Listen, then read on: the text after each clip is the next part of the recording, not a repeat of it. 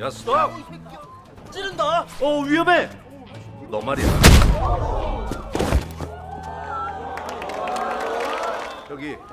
여기랑 여기 미안한데 차 좀 빨리 빼주세요. 출근해야 되니까. 늦었어. Detective Ma is back in the third installment of the Roundup franchise. What is he up to this time? Who will be his adversary? Will it be as thrilling as the first two movies? Hi there, it's Micha. Join me for this review video to find out.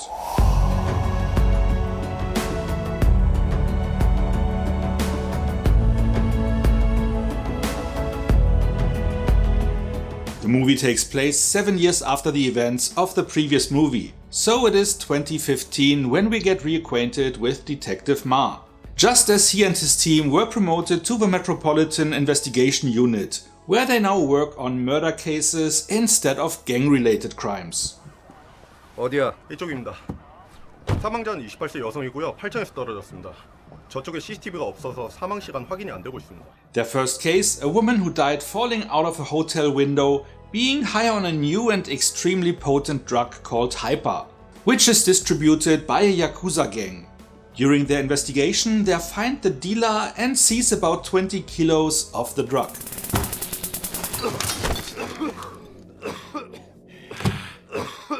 시급했네. 뭐야 이거? This poses a problem for the main villain of this installment, a corrupt cop from the Drug Enforcement Unit, who protects the Yakuza operation and already killed the police captain of a different unit, who came too close to finding out his involvement. He also secretly works with some of the Yakuza underlings, siphoning drugs to sell on the side, and these 20 kilos he already promised to the Chinese triads. And they are not the forgiving kind. So 이번에 아주 제대로 물었어. 아이고 고생했어.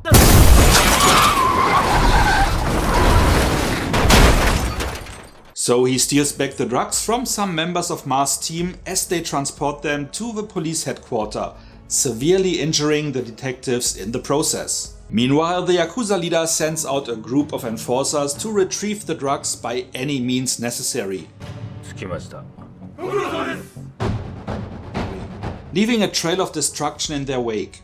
Before the chapter is closed, the drugs will change hands several times. 어이씨, 이거 뭐야? 아씨 완전 개판 났네 진짜. 급한 거니까 깨끗하게 다시 보장해. Providing us with a solid adrenaline-fueled movie viewing experience. Who will stay on top and where will the final fight take place? Check out this movie to find out. Well, of course we know who will come out as the winner, but it is all about the journey, isn't it?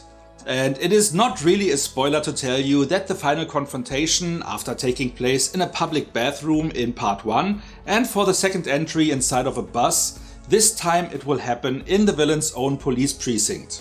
Like in the previous installments, the action sequences, especially the martial arts scenes, are expertly executed, with most of the fights being carried out by Ma Dong-seok, a.k.a. Don Lee, in his role as Detective Ma, a former boxer turned detective, and the actor playing the guest villain in this movie, Lee Ju-yak.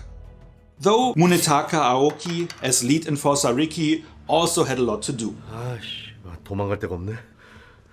잠깐만. 그 여기다 넣어 증거물.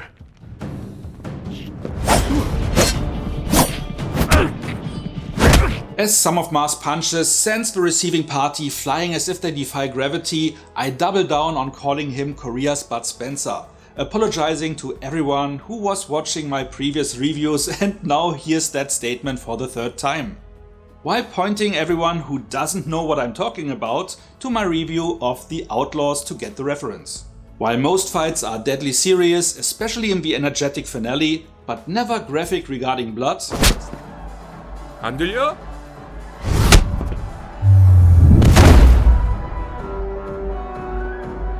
some of the action contains comical elements, like when he interrogates suspects in what they call the Room of Truth.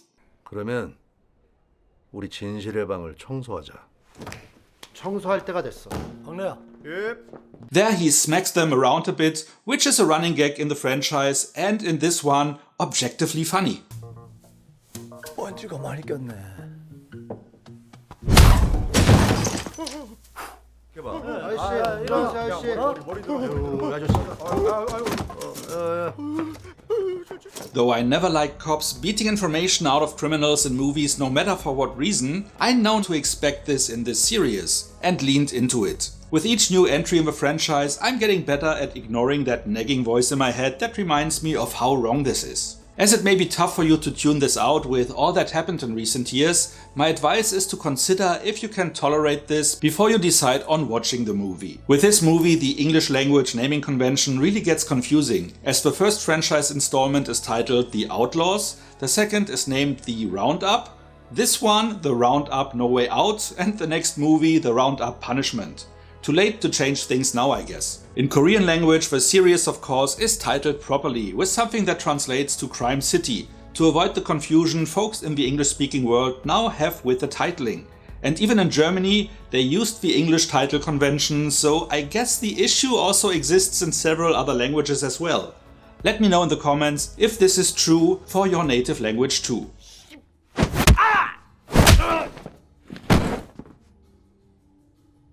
경찰이라고. This third movie doesn't have to hide behind its predecessors. Again, highly entertaining, fast-paced and action-heavy.